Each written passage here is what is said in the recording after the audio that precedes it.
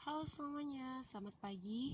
Kembali lagi kita belajar IPA pada hari ini. Nah, materi kita pada hari ini berjudul alat ukur volume. Untuk materi ini sebenarnya tidak terlalu panjang ya. Jadi sangat singkat sekali. Nah, jadi karena singkat, saya di samping menjelaskan alat ukur volume ini, saya juga akan membahas pembahasan soal yang sebelumnya sudah saya kasih, yaitu soal atau tugas pada alat ukur panjang. Oke, jadi setelah saya menjelaskan tentang materi alat ukur volume, saya akan bahas soal tentang alat ukur panjang yang sebelumnya sudah kita kerjakan ya. Oke, kita langsung aja ke alat ukur volume. Nah, di sini dari yang kamu lihat ini, dari gambar ini alat ukur yang kita gunakan. Nah, namanya adalah gelas ukur. Nah, gelas ukur ini tujuannya itu untuk mengukur volume benda yang tidak teratur bentuknya. Jadi ini untuk volume benda yang tidak teratur bentuknya. Loh, kenapa yang untuk tidak teratur gitu ya kan? Kenapa yang teraturnya tidak bisa diukur juga gitu. Nah, kalau untuk yang bendanya sudah teratur bentuknya, kamu nggak perlu lagi pakai si gelas ukur ini. Kenapa? Karena kamu udah tahu bentuknya seperti apa. Contohnya gini, kalau bentuk itu mirip balok, berarti kamu pakai volume balok untuk rumusnya. Atau kalau misalnya benda tersebut mirip seperti tabung, berarti kamu pakai rumus volume tabung. Begitu juga seperti kalau dia mirip bola gitu ya, berarti kamu pakai volume bola. Nah, kalau si alat gelas ukur ini itu untuk benda yang tidak teratur bentuknya. Jadi kita nggak tahu bentuknya seperti apa. Jadi kita nggak bisa memasukkan dia ke rumus yang mana. Jadi kita gunakanlah si gelas ukur ini. Contohnya misalnya seperti batu gitu kan. Nah, batu itu kan memang bulat ya, tapi nggak sepenuhnya bulat, teratur bulat gitu. Pasti ada pinggir-pinggirannya yang tidak rata gitu. Jadi bisa kita bilang si batu itu tidak teratur bentuknya. Makanya kalau untuk mengukur volume batu, kita bisa pakai gelas ukur ini. Dengan caranya seperti apa? Nah, di sini akan saya jelaskan. Dari gambar ini, kamu lihat di sini ada si gelas ukur. Nah, yang ini itu adalah dia sebelum dimasukkan benda itu. Oke, jadi kamu lihat di sini. Sebelum dimasukkan si benda, volume airnya 30 ml. Jadi kalau kamu mau mengetahui volume si benda itu, jadi kamu isi dulu si gelas ukur ini dengan air. Nah, di sini dia buat 30 ml diisinya. Oke, lalu yang sebelah sini ini setelah dimasukkan benda. Nah, ternyata setelah dimasukkan si benda atau si batu tadi, kamu lihat ini jadi 50 ml. Berubah kan? Nah, di sini kita bisa lihat terdapatnya peningkatan volume. Oke. Nah, peningkatan atau pertambahan. Berapa pertambahannya?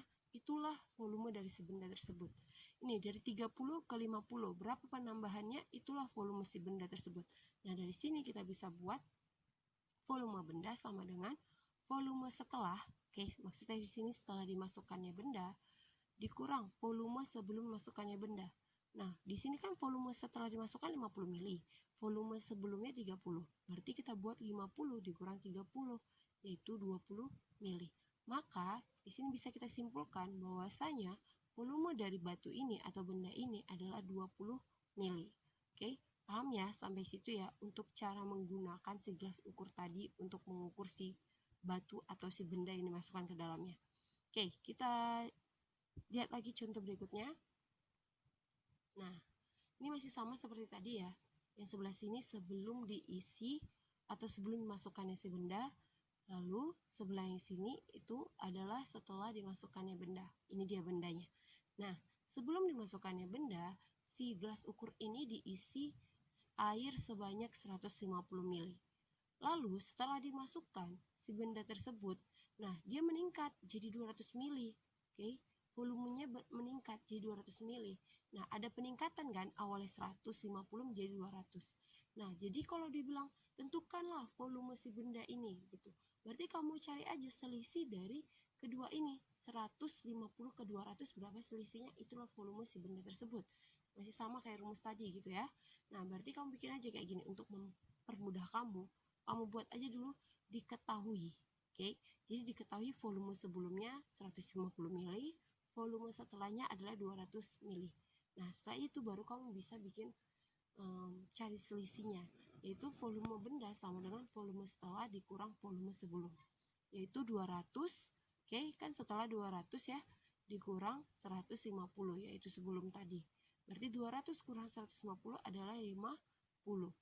Berarti di sini volume si benda yang dimasukkan ini adalah 50 mili. Oke, kita lanjut. Oke, nah di sini sudah paham ya untuk mengukur atau menggunakan dari gelas ukur tadi, bagaimana menentukan volume si bendanya ketika kita menggunakan gelas ukur. Nah, jadi karena sudah selesai ya untuk materi alat ukur volumenya, jadi saya hanya bahas satu itu aja. Nah, kita bisa langsung lanjut ke pembahasan soal sebelumnya, yaitu alat ukur panjang. Kemarin saya kasih ada 2 soal kan. Nah, di sini yang pertama gambar ini, oke, ini. Lalu yang ini yang soal kedua. Nah, kita bahas dulu untuk yang pertama ya. Nah, yang pertama itu kan gambarnya seperti ini ya. Nah, kalau gambarnya seperti ini, langsung aja kita buat ini adalah mikrometer sekrup. Oke, udah pasti nih bendanya adalah mikrometer sekrup. Nah, kalau mikrometer sekrup, skala utamanya berada di atas ini nih, ini ya, sebelah kiri. Oke, sedangkan untuk skala non-Newsnya adalah di sebelah kanan. Oke, nah kemarin kan untuk penentuan hasil pengukurannya, kamu harus tentukan dulu skala utamanya berapa, skala non-Newsnya berapa. Nah, untuk penentuan skala utama kan sudah saya jelaskan. Cari skala utama yang paling dekat dengan skala non-News. Oke. Nah, skala utama kan letaknya di sebelah kiri, skala non-News di sebelah kanan. Berarti skala utamanya itu adalah skala yang paling dekat dengan skala non-Newsnya, yaitu yang ini. Oke, yang ini. Nah, saya lihat kemarin kalian banyak sekali memilih nomor skala di 4. Oke, karena gini, sebelumnya saya kasih contoh memang setelah skala ini nggak ada lagi di bawahnya. Nah, sedangkan ini setelahnya ini, setelah si 4 ada lagi di bawahnya ini skala. Berarti nilainya itu adalah ini 4,5. Oke, kenapa 4,5? Karena lihat nih ya, ini 0, ini 1. Berarti tengahnya adalah 0,5. Ini 1, baru ini 1,5. Ini 2, 2,5, 3, 3,5, 4, lalu ini adalah 4,5. Nah, berarti SU-nya atau skala utamanya adalah 4,5 mm. Oke, nah kita lanjut untuk penentuan skala non-Newsnya. Oke, skala non-News kan kemarin saya bilang cari skala non-News yang segaris dengan skala utama. Karena skala non-Newsnya adalah di sebelah kanan, maka cari aja gini yang segaris dengan ini. Nih, segaris dengan yang ini. Ini, berarti yang ini kan? Oke, yang itu kan merupakan skala non-Newsnya. Nah, karena di sini yang ini adalah 45, berarti kalau ini 4,46. Berarti skala non-Newsnya adalah 46 mm. Kalau kamu udah dapat seperti ini, kamu buat aja diketahuinya. Oke, buatlah diketahuinya skala utama 4,5 mm, skala non-Newsnya 46 mm. Nah, karena ini mikrometer sekrup, berarti ketelitiannya adalah 0,01 mm. Nah, baru kita masuk ke rumusnya, yaitu hasil pengukuran sama dengan skala utama alias SU ditambah SN dikali ketelitiannya. Nah, SU-nya tadi 4,5. Oke, ditambah buka kurung SN-nya 46 dikali ketelitiannya 0,01 baru tutup kurung. Nah, karena ini tanda kurung, berarti ini dulu yang terlebih dahulu kita kerjakan. 46 kali 0,01 yaitu 0,46. Maka setelah itu kami bikinlah 4,5 ditambah 0,46. Nah, 4,5 ditambah 0,46 hasilnya adalah 4,96 mm.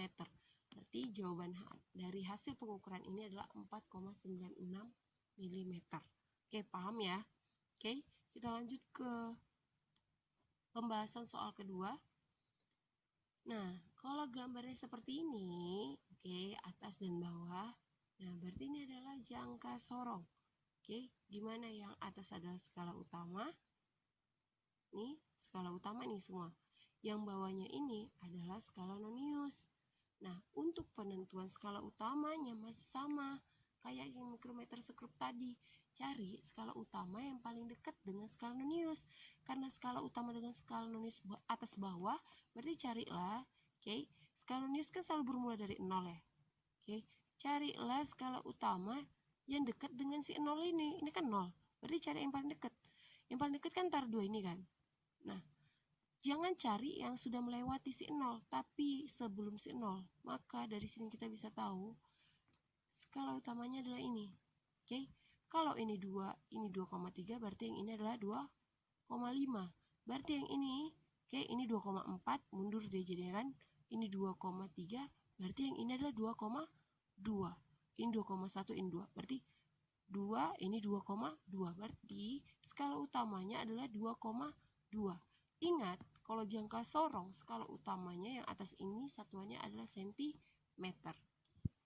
Berarti skala utamanya adalah 2,2 cm. Lalu untuk skala nonius masih sama seperti yang tadi juga, cari yang segaris. Oke, kan ini skala-skalanya kan. Cari yang segaris dengan yang skala di atas. Nah, kayak ini kan nggak ada. Ini nggak segaris, di atasnya nggak ada lagi gitu kan. Nah, kalau ini pun nggak. Ini sedikit lagi ya, berarti bukan ini. Ini juga. Ini juga. Oke, beda tipis dia nih. Nah, yang dia segaris adalah yang ini kan. Oke, segaris dengan skala utama di 3. Ya kan? Berarti yang ini. Oke, SN yang ini.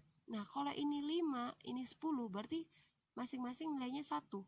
Berarti ini 6, 7, 8.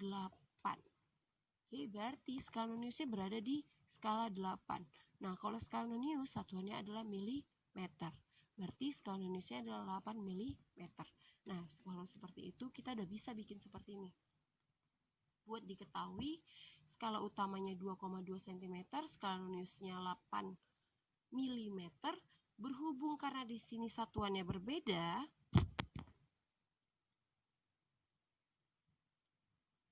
oke, karena ini berbeda, kita samakan dulu satuannya. Oke, kalau yang saya ganti adalah ini yang milimeter. Oke, milimeter kita ubah ke sentimeter. Kalau milimeter kita ubah ke sentimeter, itu berarti dia naik tangga. Kalau naik tangga berarti kita bagi. Oke, kita bagi. Nah, berapa tangga yang naik? Naiknya itu adalah 1 tangga kalau milimeter ke sentimeter. Berarti dibagi 10. Berarti 8 dibagi 10 adalah 0,8 cm. Nah, karena ini jangka sorong, ketelitiannya adalah 0,1 mm. Kalau sudah seperti ini, kita langsung buat perhitungannya untuk hasil pengukurannya, yaitu skala utama ditambah skala nonius dikali ketelitian. Skala utamanya tadi adalah 2,2, oke, ditambah skala noniusnya 0,8, 0,8 ya, setelah kita ubah ke cm. Bukan lagi yang 8 yang dimasukkan, tapi yang 0,8. Berarti 0,8 dikali ketelitiannya adalah 0,1. Nah, karena ini tanda kurung, ini terlebih dahulu yang kita kerjakan. 0,8 dikali 0,1 adalah 0,08. Berarti kamu bisa buat di sini adalah 2,2 ditambah 0,08, yaitu hasilnya 2,28 cm. Maka hasil pengukurannya dari sini adalah 2,28 cm. Paham ya untuk membaca atau menentukan hasil pengukuran dari jangka sorong. Nah, oke, berarti pembahasan soalnya udah selesai. Kita bisa lanjut ke tugasnya. Oke, ini tugasnya ada 2 soal. Ini materinya materinya adalah tentang alat ukur volume. Oke, dua-duanya ini adalah alat ukur volume. Nah, kalau yang nomor 1 ini soalnya kamu lihat dari gambar ini. Nah, kalau nomor 2 ini soalnya dari ceritanya ya. Nah, kalau nomor 2 ini dia bilang gini, sebuah gelas ukur berisi air 48 mili. Lalu dimasukkan ke dalamnya sebuah batu, ketinggian air meningkat menjadi 85 mili. Nah, tentukanlah volume dari batu tersebut. Oke, jadi hampir mirip lah seperti gambar ini, hanya saja dibentuk dalam bentuk cerita. Oke, saya harap kamu bisa menyelesaikan tugas ini. Hari Sabtu akan dikumpul. Jangan lupa buat nama dan tanggalnya ya. Oke, Dan juga untuk catatannya jangan lupa selalu dilengkapi, terutama dan juga untuk materi ini jangan lupa untuk dicatat di buku catatan IPA-nya. Oke, jangan dicampur. Oke, saya rasa cukup untuk materi hari ini. Demikian materi yang bisa saya sampaikan pada hari ini. Atas perhatiannya saya ucapkan terima kasih dan selamat pagi semuanya.